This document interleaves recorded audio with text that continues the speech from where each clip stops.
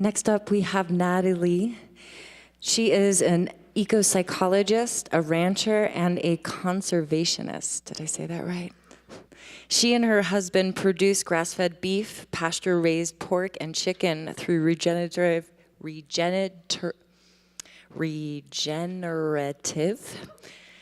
ranching practice. The ranch is a place of connection and relationship.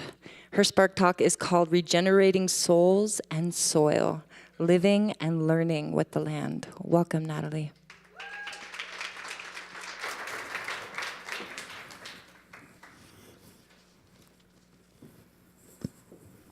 Looking for my mark. Hi, y'all. I just had to say that because I guess everybody thinks cowboys and ranchers say, hey, y'all, so thought I'd start with, hey, y'all. Does it seem a little odd to have a rancher giving a Spark Talk? Maybe not. I hope not. Well, my story about how Naropa changed me, whoops, I went the wrong way. Let's go this way. Here we go. Starts at probably one of the lowest points of my life. And I promise you, we're gonna go there, but I promise you that it ends well. So I remember that day distinctly. I was sitting on the edge of the bed, and I was still clutching the phone in my fist. And I was staring down at my leg. My knee was swollen 2 or 3 times the size it normally would be. The upper part of my leg was grossly undersized from muscle loss and atrophy. And the lower part of my leg was still multicolored, horrible-looking bruises with a jagged scar that ran across my leg where the splintered ends of the bones had come through the skin. And I sat clutching that phone, and just my whole body shook with emotion and tears. It felt like my plans and my dreams were as splintered as the bones in my leg. Ironically, I had just disconnected from probably the kindest, gentlest voice that I could have been talking to. And that voice had told me that, of course, the university would work with me. Of course, they would do their best to accommodate my needs. Unfortunately, I was facing another surgery. I was facing extensive physical therapy, and classes were about to start. So as I sat there and wrestled with the emotion, this voice still echoed in my head, and the voice had gently said to me, "Are you sure this is the best choice for you?" No, I wasn't sure of anything at that point. But when the going gets tough, the tough get going. True grit, determination, that's what had always worked for me, and it was really the only thing that I knew. What choice did I have? So if I had been to Naropa by that time, if I had attended Naropa, I might have been able, this is a mountain that I look at a lot, I might have been able to sit like a mountain. I might have been able to watch those thoughts and those feelings mindfully and with some peace. But I was just beginning that part of my journey, and the relationship I had in that moment with those emotions was anything but peaceful. And so I sat there and I really struggled and I wrestled with the emotions, and I fought against them. I had just left a job in mainstream. I'd finally found the courage to follow my heart, to follow my dream. And so I had left a corporate job in senior management. I had the paycheck, I had the benefits, I had the title, not to mention the identity that went with all of that.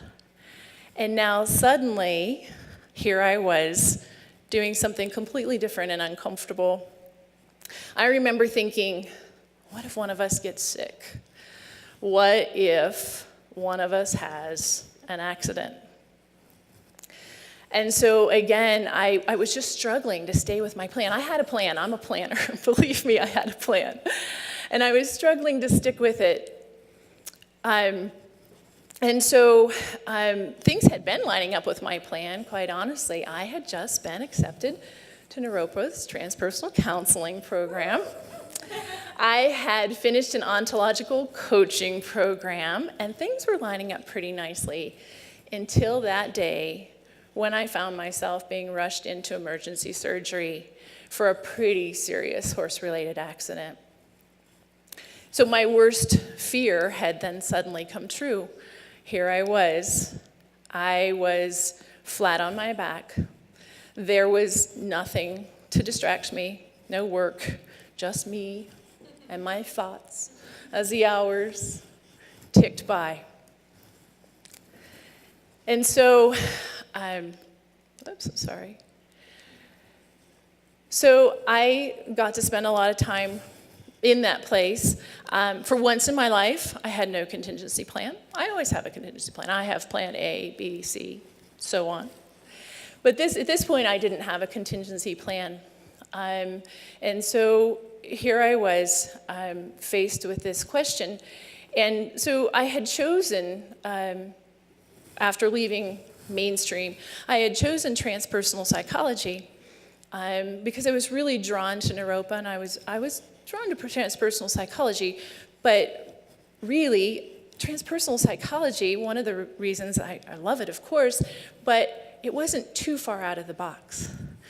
And certainly it was practical in a way, because that's what I do. I am practical, and I've struggled really all my life to integrate this practical intellectual side that I have with what I love, my sort of gypsy heart and soul. And so I had chosen transpersonal psychology thinking, okay, that's not too far outside of the box, right? And certainly counseling is an acceptable career choice. Well, then why couldn't I, if I was drawn to transpersonal psychology, why couldn't I quiet that small voice that kept saying, but ecopsychology is what I'm drawn to.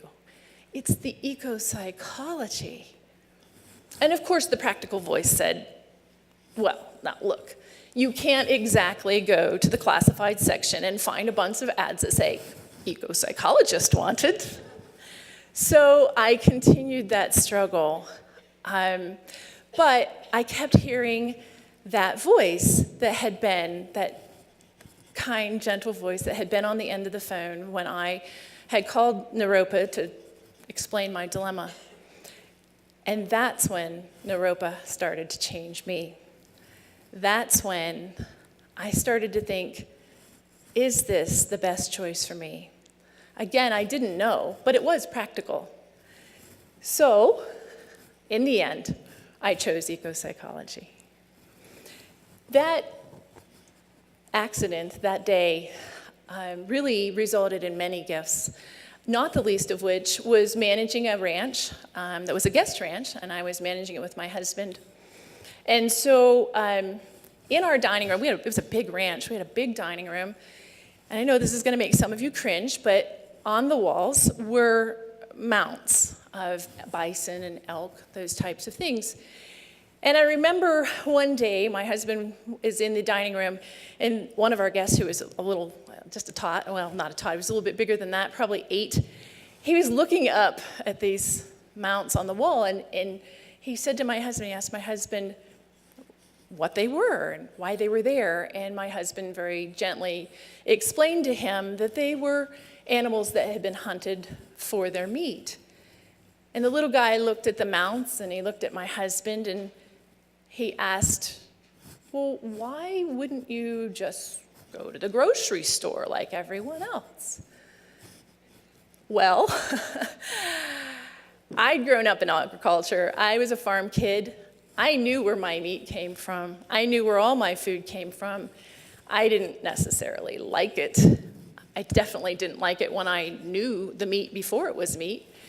So I have to tell you, I did understand it, though. I understood. I knew how things worked, and I understood it. Again, I didn't like it all the time, but I did understand it, and I knew how it worked. And so I was a little surprised, and sometimes I'm still surprised to find that others may not know or may not have that awareness. Now, that all being said, I had no intention of going back into the business of raising animals for food. So I often say that my studies in ecopsychology really brought me to having many more questions than they did answers, and certainly took me down a path that I didn't anticipate. So I did go back to agriculture. And now I ask questions, but they're different than I might have asked before my studies in ecopsychology. I ask things like, can mindfulness and loving kindness make grass grow? Can we talk to water? Will water listen and honor our request? Is there any room for negotiation? Can mindfulness change the flavor of our food? Again, I still have more questions than I have answers. I don't know the answers to those questions, but I do believe that our intention guides our attention. And so we now live on our own ranch, and we raise cattle with loving intention. And we invite guests to come and be a part of our ranch and bond with the place and just experience life on the land. When we're out there, my sitting practice is really more of meditation or mindfulness in motion. I don't sit on a pillow. I'm generally sitting on a saddle. But my awareness is there, and I'm really watching the health of the land and the health of the cattle.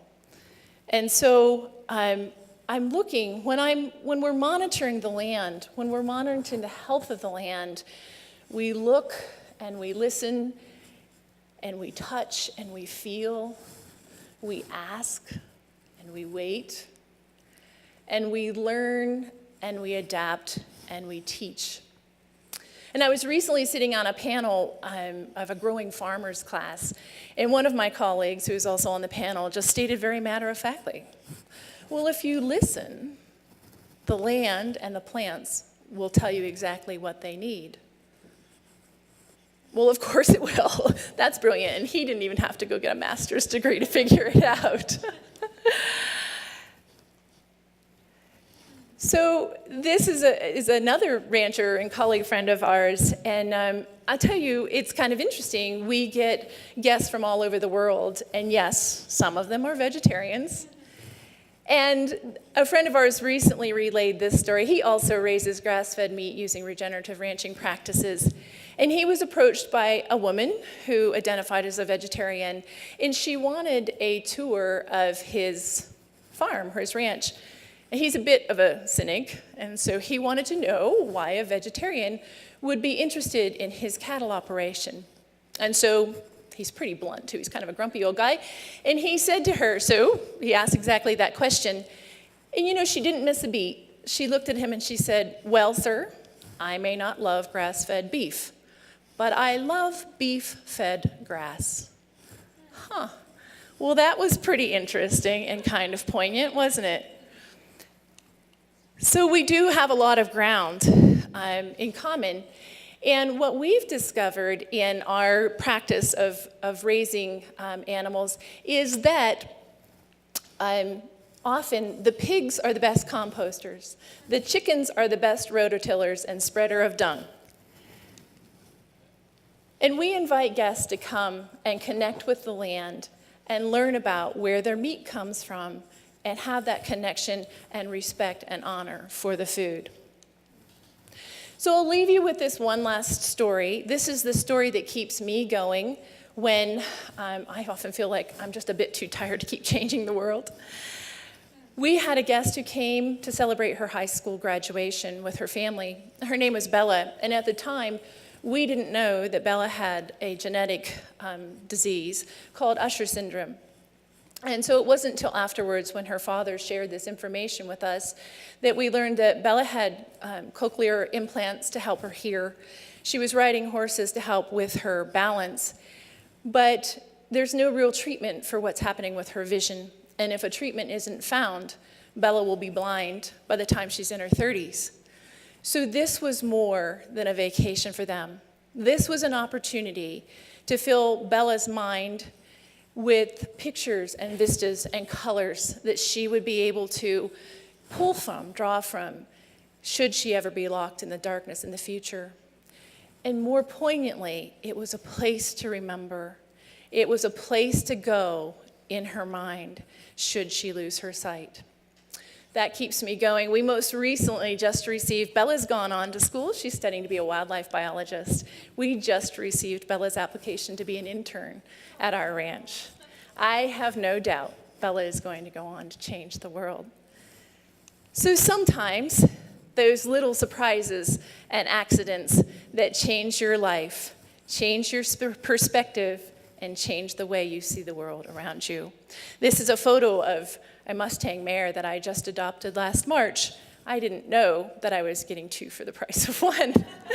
So here she is. Her name is Gypsy in honor of my gypsy heart and soul, and her little baby filly is Tinker. So I encourage you to embrace the accidents that change your life and allow them to change the world around you. Thank you.